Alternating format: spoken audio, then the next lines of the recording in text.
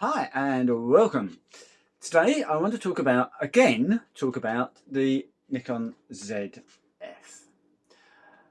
Let me explain first of all what I'm going to talk about so that you can judge whether or not it's worth sitting through all the adverts and all that other rubbish and actually get something that's going to be useful and interesting.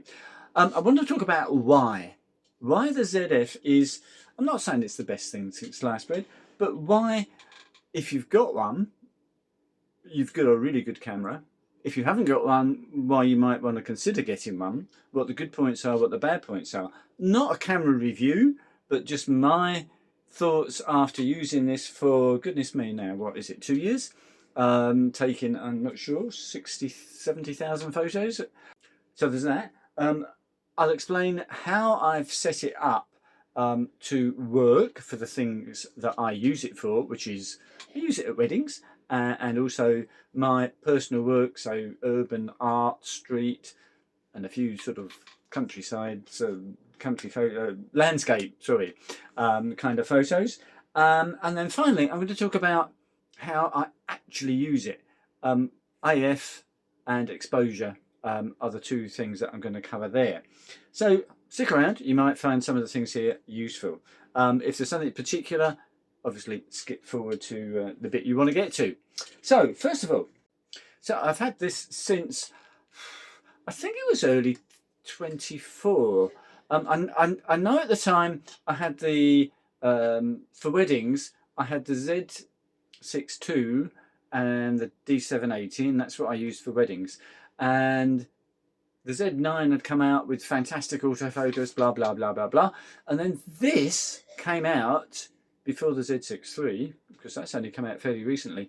And it had not Z9 autofocus, but something that was pretty damn close and a heck of a lot better than the Z6 II. So that's why I got this, and I immediately started to use it at weddings, and it completely transformed my wedding photography with Nikon. I'd used Sony previously because I was so fed up with the Z6 II focusing, but this came out and that transformed the focusing. Because finally now Nikon had something which had face detect and eye autofocus that actually worked.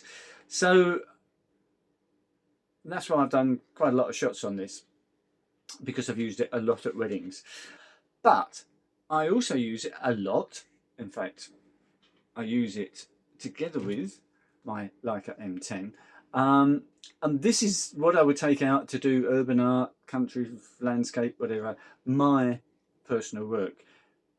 If I was just taking one, if I was just going out for the day, not sure what I might get to photograph, then I would take the ZF and not the Leica. And I'll just throw another camera in the works, just because I do use it occasionally.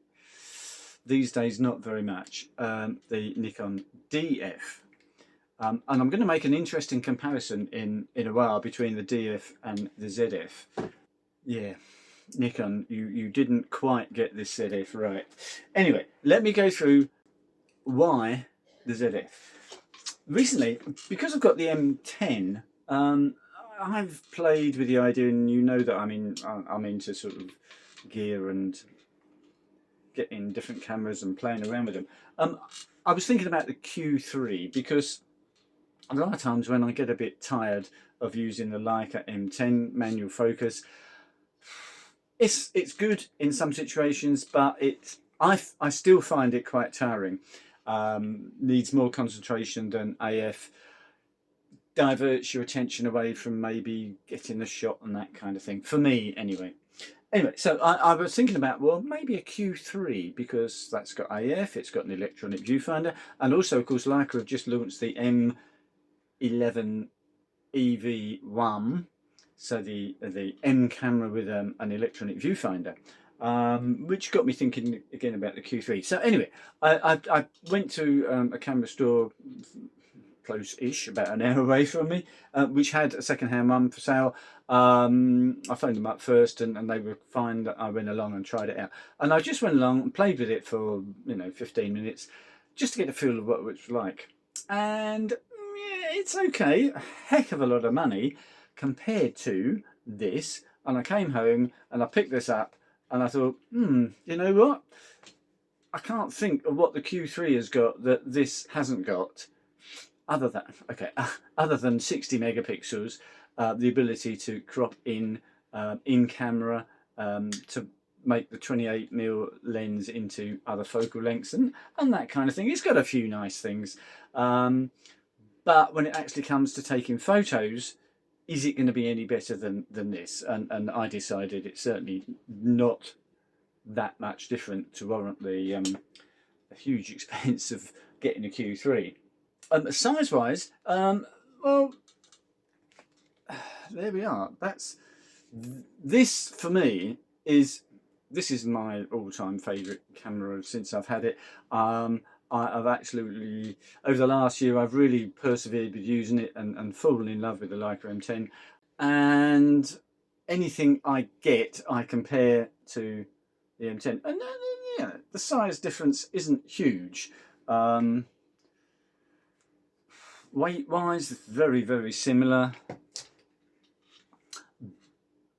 This is built extremely well. But if you've watched any of my videos, and if you haven't, why haven't you subscribed and ticked like and all that sort of thing, you know that I'm heavily into image quality in terms of character, not super sharpness, which is why the 60 megapixels of a Q3 or an M11 doesn't excite me. I've had a Sony A7C-R 60 megapixels. Yeah, nice photos, but humongous great files. For what? I've got photos around the house from my D700, 12 megapixels, blown up to 24 by 36.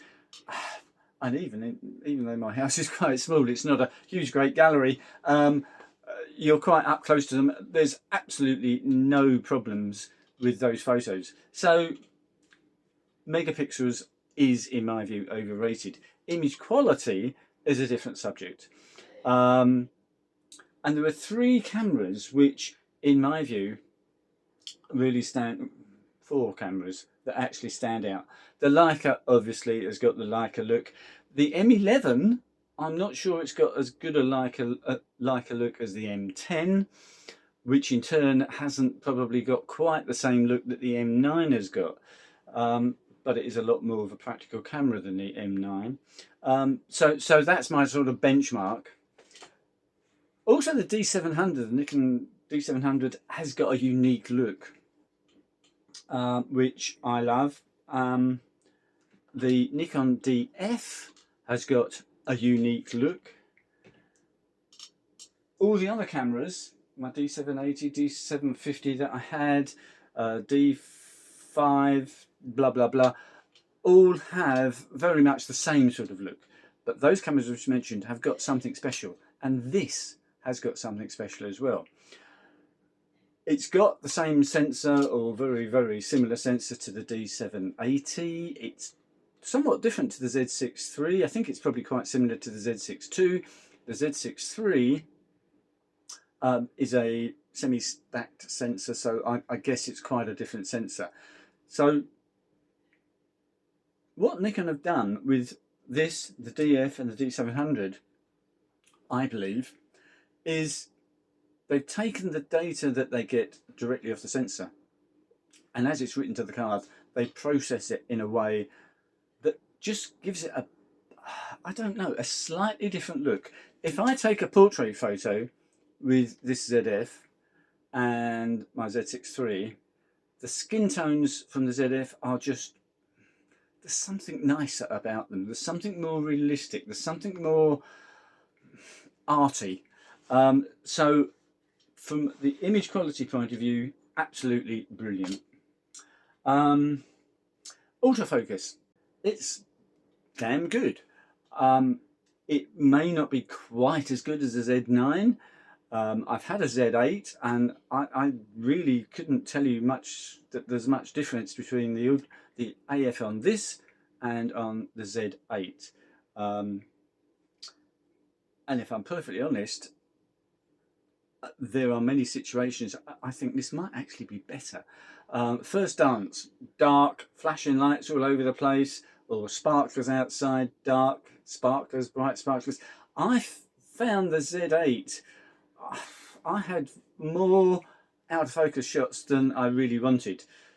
This and the Z6 III, yeah, I get out of focus shots. Sometimes the camera gets confused by sparklers or disco lights and that sort of thing. But I get an acceptable number of in focus shots with this. So it's certainly up there with the best AF that you can get from Nikon. Manual focusing is one of its really strong points. If you've got old lenses and you want a manual focus, or if you've got new lenses and you want a manual focus, it works brilliantly. The fact that with manual focus lenses, it will still do eye and face detect, and when you hit the zoom button, it will zoom in on an eye or a face. You don't have to recompose and all that kind of stuff. Really useful. With the latest firmware update, version 3, I think that is, we've now got focus peaking. We can choose whether it's on only when we zoom in or whether it's on all the time. Another very small change, but very useful. So yeah, all in all, a very nice camera. I actually like the flippy screen. I know some people hate it, but I find it very useful, certainly for doing things like low angle shots. You can put it down like that, just look down at the camera, and you can do this on the floor. I'm going to lay down on the floor and do anything crazy. If I'm doing some urban art, street photography, I can put it up against a wall, and I can see exactly what I'm doing without crashing my head against the wall and that sort of thing. I find it very useful. That's just me. Right, why not? This is not perfect, and to be honest, Nikon missed some tricks with this. For me, one of the biggest things they've missed is the lenses. I've got the 40 f2 on here, and I've got a 28 2.8 Z lenses, which are admittedly good lenses, and that's what I use for almost all the time, either this or the 28 on there, because it's small, compact. I don't stand out at a wedding as being a photographer. I don't want to do that. I want to be a privileged guest at a wedding who happens to have a camera. That's who I want to be. Out on the street doing urban art, and I don't want people looking at me with this great big camera. What's he doing? I just want to be unnoticed. So these lenses fit the bill. However, there are a few things that they missed when they looked at the DF, and I presume they looked at the DF when they designed the ZF, and they missed a few things. There's a couple of things this does which is really useful, which the ZF doesn't do. Partly because it's mirrorless and not a DSLR. Did I say that right? DSLR. First of all, on the DF, and I'm not suggesting you buy a DF, but there are certain features this has got which I find really useful. First of all, old lenses. I've got a 51.4 D lens, and I've got lots and lots of old D lenses, or manual focus lenses. I've got, I'm not sure if that is, I've got a 105 2.8, and that might be pre-AI, I'm not sure. So let me just explain. If you put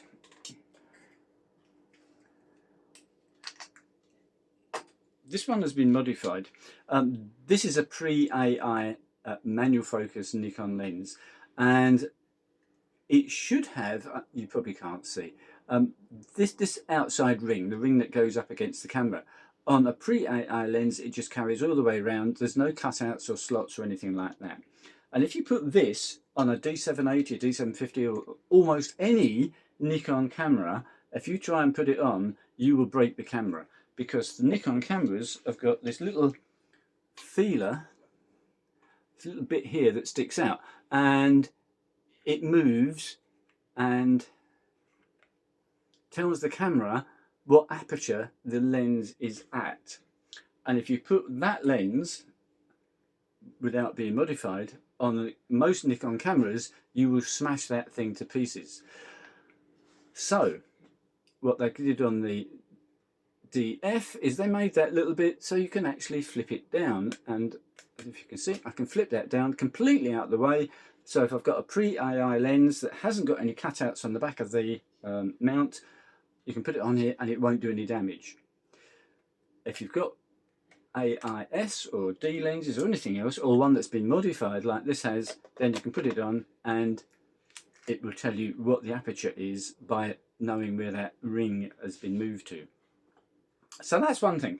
Now that doesn't really apply to the ZF because you have to put this on the FTD adapter, which doesn't have that aperture ring or that feeler, so it doesn't really matter. So you can put non-AI lenses on this and it won't do any damage. But of course, using this on an adapter without that feeler, the camera doesn't know what aperture the lens is at. So the DF on these old lenses actually works better than on the modern mirrorless cameras. As far as using this goes, this wasn't supposed to be a video about the DF, but I need to tell you this so that you can compare the ZF. What they've done is, if you use the manual rings, and let's say we went to I can't really show you, but if I change the speed, okay, so I'm now using the speed dial to set the speed.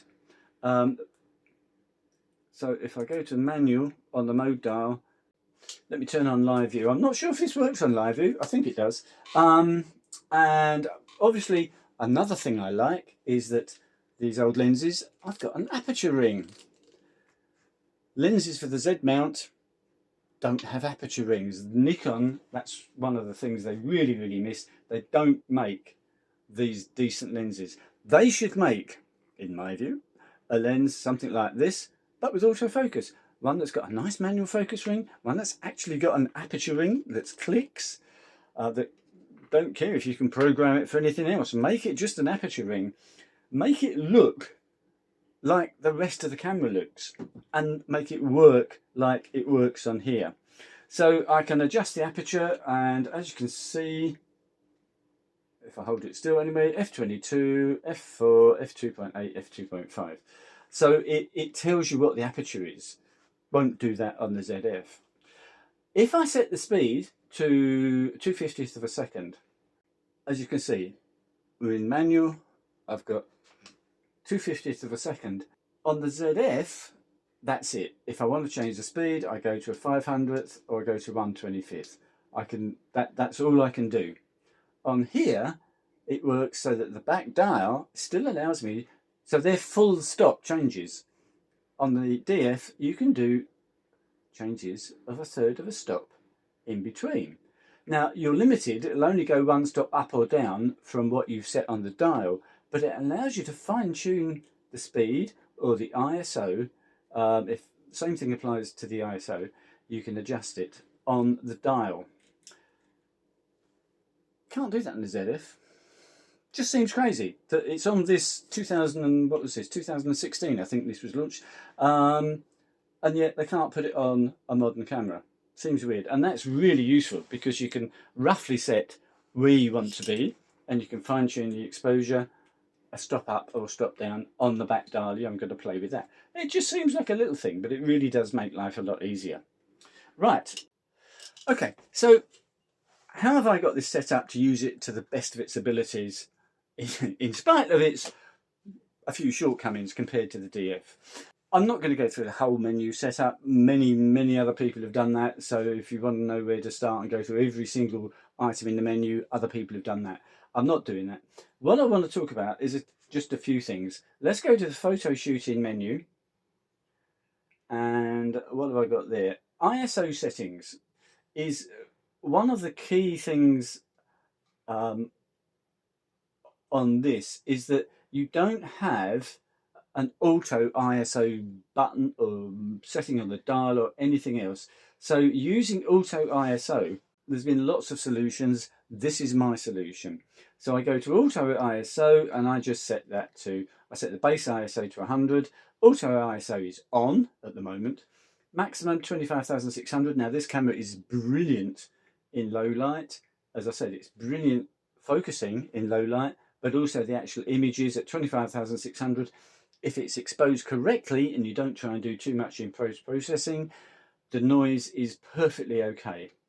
Maximum shutter with a flash really doesn't apply, but anyway, 3200. Minimum shutter speed I set at 1/25.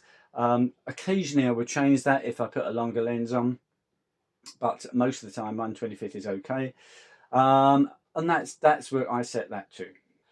If we come down, if we come down, we've got this new thing that's been added in version 3, film grain options. I've seen a few people on Facebook. This is what it looks like. It's wonderful, and they've got it set at the maximum size and the maximum intensity. It looks horrendous. I've added it and I've put it to 1 for the intensity and the size to small, just so that it adds a little bit. I've yet to really find out what effect this actually has on the photos, but I'm starting off there and we'll see where we go. I think that's it. Yeah, that's it for photo shooting. And really just then to say that on the focusing, again, there's loads of people posting on Facebook and so on.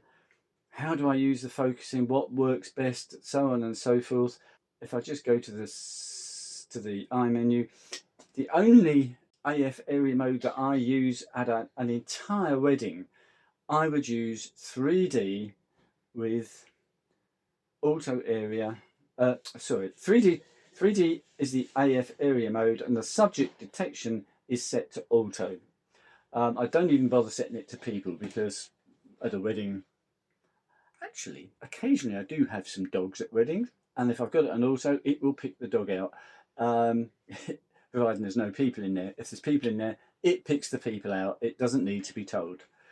And what that means is, first of all, I can move, I'm not sure you can see this, but anyway, I've got the focus point in the center. I can move that anywhere I want to, but I don't really need to, because with 3D tracking and back button focus, we simply focus on whatever we want to be our main subject, do the composition we want, and take the shot. And it works. It just works. As I say, I've taken about 60,000 photos with this. That is pretty much the only focus mode I've used. I don't shoot birds in focus, birds in flight, but I do shoot confetti shots with brides walking towards me, the bride walking up the aisle, first dance, people moving all over the place, and it works. I don't know of any situations where you would need anything else. Photos of the rings, I can, I'm not sure what the shortest focus distance on this is. It's about there. So it's about a foot, third of a meter. I can focus on the rings, get the composition I want, click. Why would you make it any more difficult? Especially when we haven't got a joystick to move the focus rings. Let the camera do the work. It does a brilliant job. Let me focus now on how I use this. So again, I see stuff on Facebook from supposed professional photographers. Oh, you really need to be using manual exposure, blah, blah, blah. Well, there's a place for everything. Manual focus I use for, manual exposure, I'm meaning to say. Manual exposure I will use for urban art, street photography kind of stuff, country, landscape, because I've got time. You can sit there, you can play around with the dials and get the exposure as you want it. Brilliant. And you've got full control. I don't have any problem with that at all. And let me just mention, whilst we're on the subject of exposure, what is correct exposure? The camera will always try and expose for 18% grey. So if you take pure white, absolute black, about the middle, and go, I guess, a little bit towards the dark side, 18%, kind of in the middle, is where the camera is trying to get the exposure. Now, if I'm photographing this office, which is actually appearing on the video much brighter than it is, because I've set the manual exposure on the video, it's actually quite dark in here. It's quite dark outside. I've got one constant light source there. I'm a firm believer that a photograph should represent what the scene actually looked like. And if I took a photo here, what the camera will do, let me try and show you.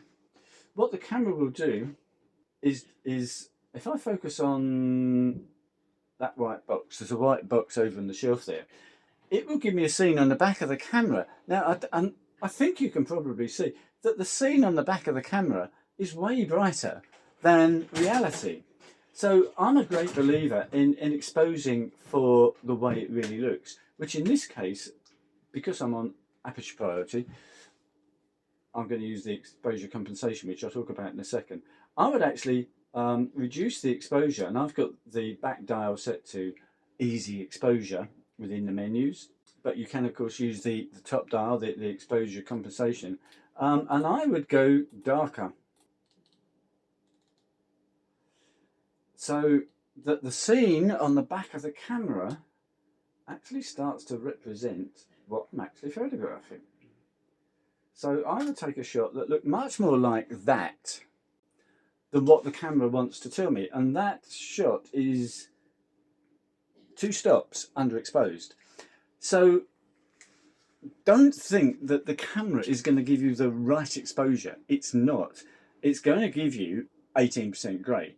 And if the scene you're standing photographing is not 18% grey, and it's almost certainly not going to be, then you need to play with the exposure. So if you're using manual exposure, just remember that and expose for the way the scene looks, not the way the camera says you're underexposed or you're overexposed.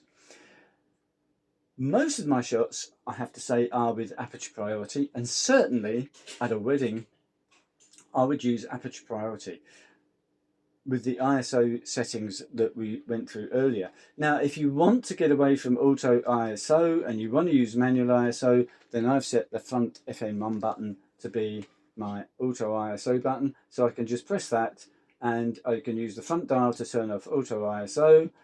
I can use the back dial to change the ISO. I don't need to use the top dial. I can do that there. Press it again, front dial, turn auto ISO on. So it's very simple to turn auto ISO on or off in aperture priority. And I have to say, in aperture priority, I just leave it as it is and let the camera set whatever it wants as far as ISO concerns, because this camera, as I said earlier, is brilliant at high ISO. The thing I'd use a lot is I've set the display button to be my exposure lock button. So you can't see, if I point this out the window where it's really, really bright, then we've got the exposure locked and it's way, way overexposed. So let's take an example of, and here's why manual exposure doesn't work. In the church, it's dark, I've got the couple, they're going to walk back up the aisle after the ceremony, they're going to walk round and then they're going to walk out into bright sunlight. So I need to be able to photograph them coming up the aisle, turn around, and then I've got the doorway, which is going to be full of sunlight. They're going to walk out into bright sunlight. There's no way, I don't care who you are, there is no way you're going to be able to manually change the exposure to suit that sort of condition. It's just, they're not going to be correctly exposed. So the way I would use this is I would set the exposure in the church correctly, and that will depend on the light coming through the windows, how dark it really is, so on and so forth. But I would get that exposure right, and I would hit the display button, which will lock the exposure. So as they're walking up the aisle, if they walk through a beam of sunlight and then back into shadow, the camera's not going to go up and down all over the place with exposure. It's going to show me what the scene actually looked like, and that's what I want. As they come round and they start to walk out, they're going to be backlit with the doorway of the church as they walk out. But because I've got the exposure locked, I will still have them in focus. The background will be blown out. I'll have a nice frame of the archway of the door as they walk out. Brilliant. Then as they actually get outside and become part of the outside, I want to change my exposure because I want the outside to be correctly exposed and them, and they're now part of the outside. So the exposure is going to be totally different. So I simply hit the display button, and we now go back to auto exposure, and I can use the back button, back dial, to get the exposure that I want. Maybe now I want to increase the exposure to make it look like a really, really sunny day, which it is, but the camera on auto exposure is making it look a bit dark because it's trying to get to this 18% grey number, and it thinks, oh, that's too bright, that's not real, but it is real. So increase the exposure to make it look really a bit on the bright side. And I'm a huge believer in as we get outside, again, as I say, I've turned the exposure lock off. As we get outside, the camera will reset its exposure settings, lock it again, and then just get the actual correct exposure I want using the back dial, and now I can shoot as many shots as I want outside, knowing I've got the same exposure. That is how I use this camera for weddings, which is pretty much the most complicated thing that I think most people would ever do. So it's a brilliant camera with some flaws, but nonetheless, brilliant camera with beautiful images, with sadly lenses that don't quite work with the camera, but they work. They're good lenses, but they're not in the same character. Let me finish off by one thing which I've just noticed on my piece of paper here that I've missed. Adapting lenses. Here's another thing where it's a bit sad. If I take my Leica,